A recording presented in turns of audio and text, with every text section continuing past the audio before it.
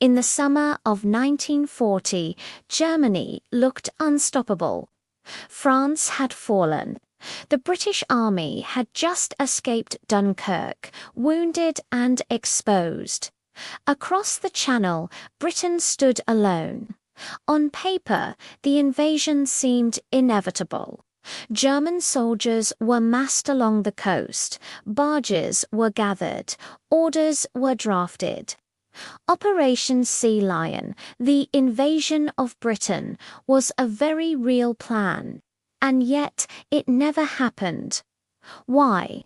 It wasn't because Germany lacked soldiers or courage or even aircraft. Germany failed to invade Britain because it lacked one very specific capability. Without it, no invasion fleet could survive its first hours. This missing piece wasn't a new tank or a secret ship. It was a plane Germany did not have. To understand this, you have to forget the popular history of the Battle of Britain. It's often shown as a simple duel between fighters, Spitfires versus Messerschmitts. But dogfights don't win invasions. Invasions are won by time.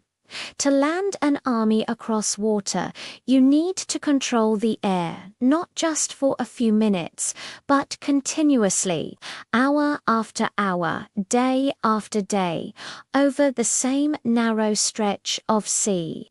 And that is exactly what Germany could not do. The Luftwaffe, Germany's air force, was built for short, violent campaigns on land. Its planes were designed to support fast-moving ground troops, strike targets close to the front, and get back to base quickly. This worked perfectly in Poland and France, but Britain broke the model. Every German fighter sent over the English Channel was flying at the absolute edge of its range. Fuel was measured in minutes. Pilots could fight for a brief, intense period, and then they had to turn back or risk ditching into the sea. There was no margin for error. German bombers often flew without a reliable long-range escort. Fighters could protect them for part of the journey, but then they would have to peel away, leaving the bombers alone and vulnerable. What Germany needed wasn't another faster fighter or a heavier bomber. It needed an aircraft that could stay a plane, that could loiter over the Channel for hours. One that could escort bombers all the way to their targets and all the way back. A plane that could protect the slow, vulnerable invasion barges from British aircraft and, most critically, keep the Royal Navy out of the landing zone. Germany had no such plane. British aircraft, on the other hand, could take off, fight, land, refuel, and be back in the air within minutes. They were fighting on home turf. German pilots crossed the water knowing that every second they spent in combat dramatically shortened their chances of making it home. This fundamental imbalance shaped everything. The Luftwaffe could win individual battles. It could inflict terrible damage. It could terrorize cities. But it could not dominate the airspace long enough to make an invasion possible.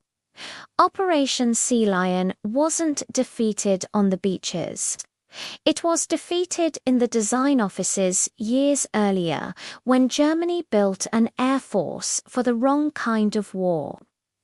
The aircraft Germany needed in 1940 wasn't some mysterious experimental machine.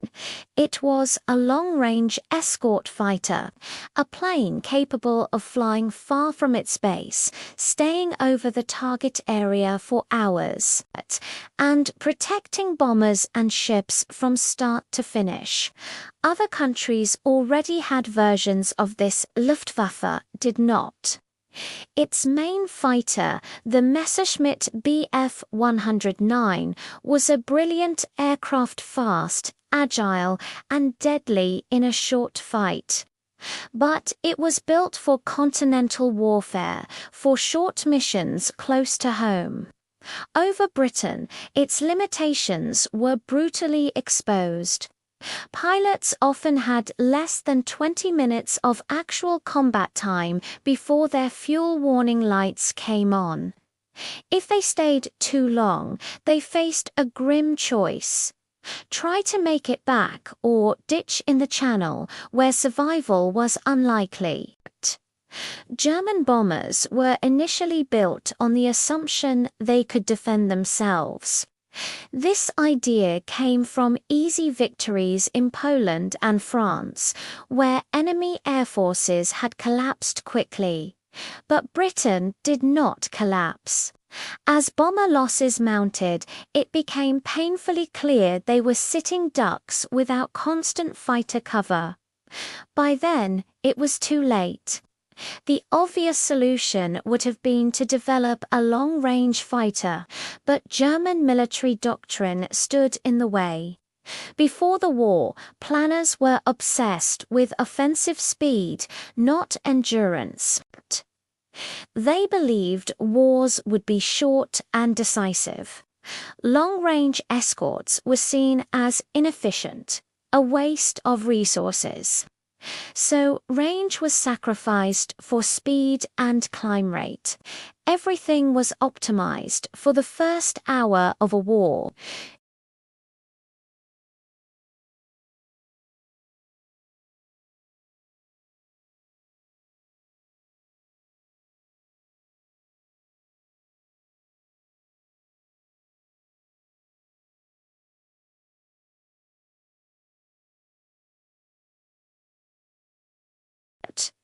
But these fixes came late and created new problems. They made the planes slower, less maneuverable, and more vulnerable. They didn't solve the core issue. Meanwhile, Britain fought a completely different air war. RAF fighters operated close to their bases.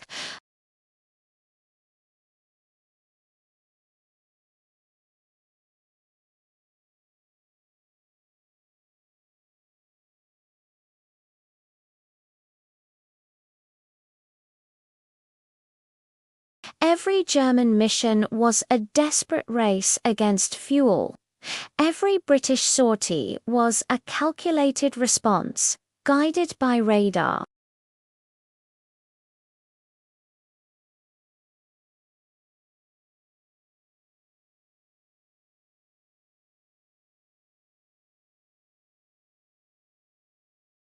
The absence of this one type of aircraft forced Germany into choices it could not win.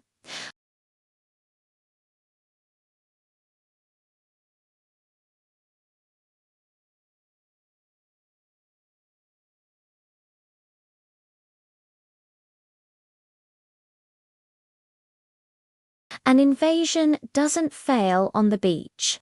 It fails long before the first soldier lands.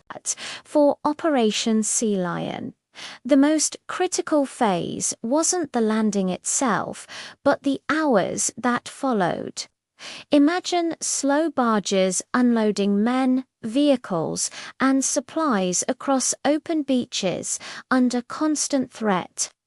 This phase required absolute air protection, and Germany couldn't provide it. The invasion barges were slow, clumsy, and defenseless. Most couldn't even steer themselves. They had no armor, no serious anti-aircraft guns, and no protection from the weather. Once they reached the British coast, they would have been sitting targets for hours. To survive, they needed a constant umbrella of air cover. Not brief fighter sweeps, but a continuous presence over the channel and the landing zones. Germany couldn't maintain that presence. Its fighters would escort the barges part of the way, fight for a few minutes, and then have to leave. This created predictable gaps in coverage, and during those gaps, the Royal Navy would strike. Britain's Navy didn't need to control the Channel 24/7, it just needed temporary access. Destroyers could race in at night, attack the barges, shell the beaches, and be gone before German air power could effectively respond. Without long-range fighters, Germany had no way to stop this. Bombers alone were not precise enough to hit fast-moving warships, and they were too vulnerable to British fighters. German planners knew this.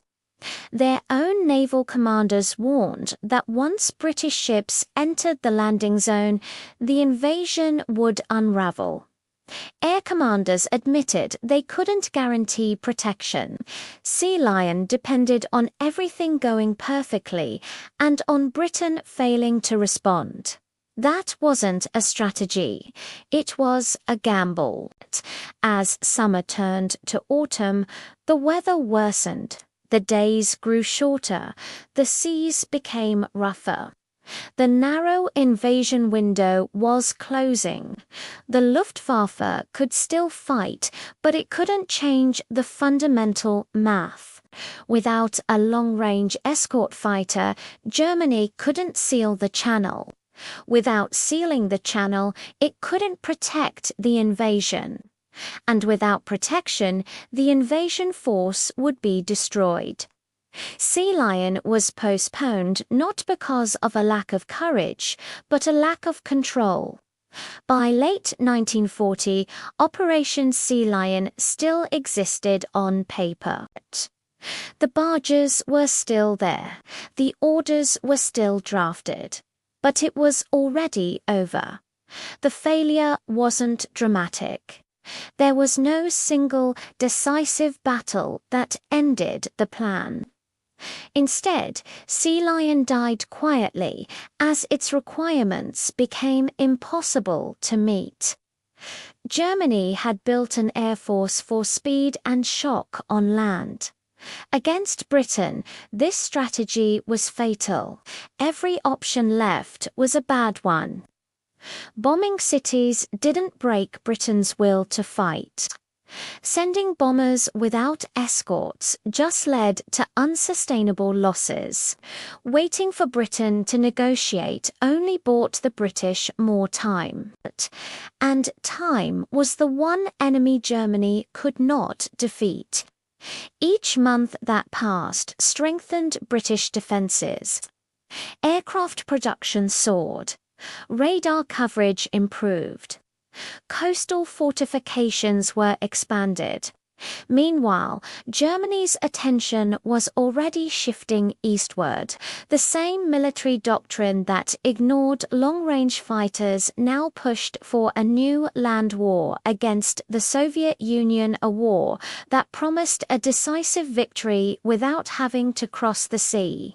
By the spring of 1941, Operation Sea Lion was no longer just delayed, it was irrelevant.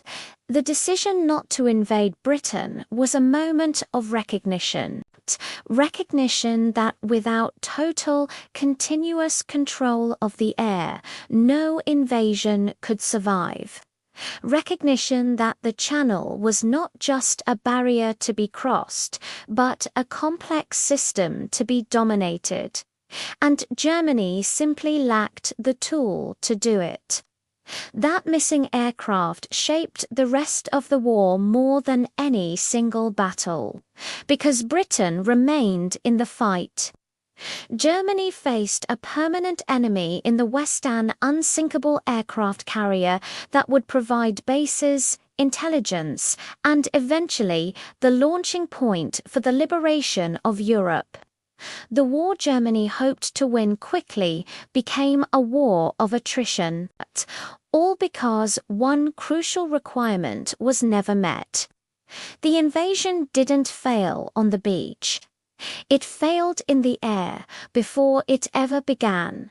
Thank you for watching. If you found this interesting, please like and subscribe for more stories like this.